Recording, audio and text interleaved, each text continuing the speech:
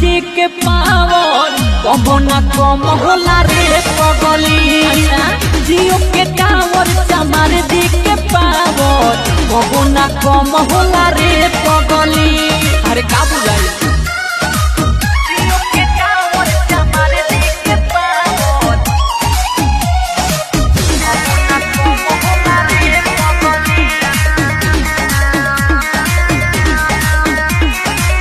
बड़े बड़े माफिया बड़े तुझसे डरल पुलिस प्रशासन बा पीछे हो पड़ल। अच्छा की बात बा